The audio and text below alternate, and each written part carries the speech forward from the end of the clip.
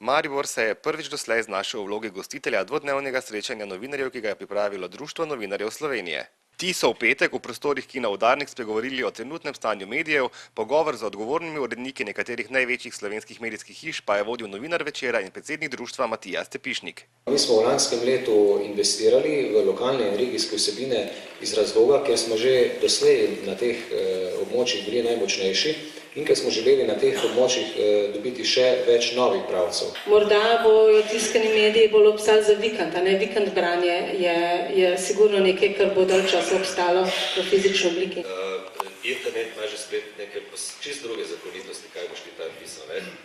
Poročanje za televizijo 24 ur, pa neko tretjo zakonitost. Jaz v moji redakciji takšnega novinarja supermena, ki ga bomo mi, ki bom rekel, da bo šel na teren, na kakršnokoli, če je prometna nesreča ali pa v parlamentu, da bo potem meni najprej tweetal ves čas, prišel nazaj, napisal za internet nekaj, potem naredil pa še televizijsko poročilo in da bi vso to troje naj bilo dobro, bom rekel, mogoče, da imam enega pa dva človeka v redakciji, ki sta res taka supermena novinarja, ki to dela. Meni se zdi, da je za odgovornega urednika katerega koli medija danes zelo težko vprašanje to, da seveda se ne splača pisati in poročati o stvareh, ki jih ljudje nočejo brati, slišati ali poslušati, tako kot se ne splača v restauraciji kuhati jedi, ki jih ljudje nočejo jesti, ampak vseeno mislim, da si nihče ne želi, da bi na koncu servirali samo palačinke in pohane politične. Tudi agencije, ki dejansko so tista relativno širšemu krogu odjemalcev medijskih novic neznana medijska tvorba,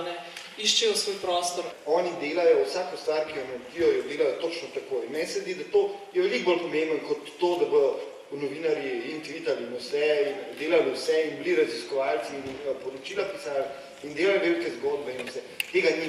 In v tem smislu bi se moralo resnici od popa učiti. Slovenski trg je degeneriran, oglaševalcev. Degeneriran. Če pogledamo zelo preprosto, imamo na televizijskem trgu, ima prvi izjemen delež v primerjavi z drugimi televizijami, na časopisnem trgu ne glede na rejtinge ima prvi praktično še vedno manj v povprečju kot imajo drugi na oblastnem trgu, kar je čudna situacija. Svoje poglede na medije v novem tisočletju je predstavil tudi urednik družabnih omrežij pri časopisu The Economist Mark Johnson. So I'm responsible for managing our reader communities. That's to say the online community that exists on economist.com, but also the community of readers that take part in the things that we do on Facebook and on Twitter and on the other social networks like that. So that boils down to three things really. There's some management, there is some evangelism, and there's some development. So on management, I manage the comments that are left on economist.com. I work with our moderators to make sure that only the best comments are displayed on the site. And I do a lot of work to make sure that we create a regular and engaging series of postings to social media sites like Facebook, like Twitter.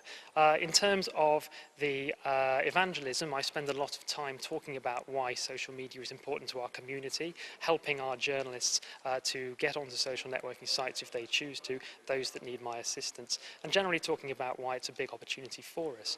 And in terms of development, I spend a lot of time thinking about what's next. So what comes next for our community?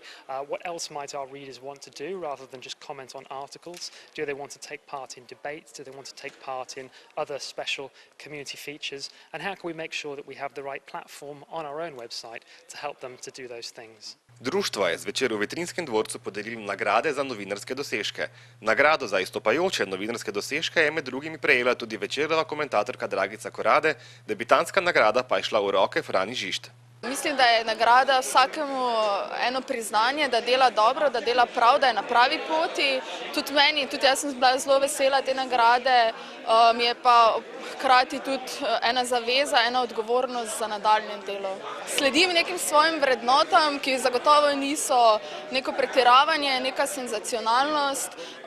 Zanimajo me zgodbe povprečnih ljudi, običajnih ljudi, zgodbe stiske malega človeka, pa tudi vse, kar spremljam, se trudim, da ohranjam nek objektiven pogled na svet in tudi, ker taka sama sem, tudi to hočem dati svojim bralcem.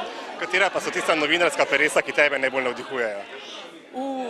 Mislim, da bi bilo zdaj težko, če bi koga posebej izpostavljala. Mislim, naredila bi krivico marsikomu, bi pa mogoče v tem trenutku se rada zahvalila svojemu prvemu in velikemu mentorju Mirku Lorenciju, ki ima zagotovo zasluge, da sem danes prejela to nagrado. Nagrado za življenjski prispevek je prejel radijec Sandi Frelih. Ali novinar kadarkoli sploh preneha biti novinar? Ne, ne more, ker jaz sem zdaj mesec, dva v pokoju in vsak dan stečem na radio, če se le da. In kaj naredim, pomagam kolegom, veliko jih imam, ki me pokličejo, prosijo včasih za nasvet, za telefonsko številko. Mislim, novinar si ali pa nisi. Ko gledamo nazaj, se večinoma spominjamo ekstremov, nizkih ali visokih. Na kateri so tisti vrhunci, ki bodo vam ostali najbolj v spominu? No, jaz sem eno, v navednicah rečeno, srečo, da sem delal, spremljal številne prelomne dogodke, da sem bil dopisnik v Beogradu, ko je v času Titove smrti nekoga pogreba, da sem potem spremljal oblikovanje političnega prostora, demokratizacijo, vojno za Slovenijo, prve volitve, pogovore z številnimi politiki in mislim, kakšnih posebnih, mogoče, procesov samosvajanja in vojna za Slovenijo. To so bili tisti prelomni dogodki, na katere smo vsi na radiju zelo ponosni.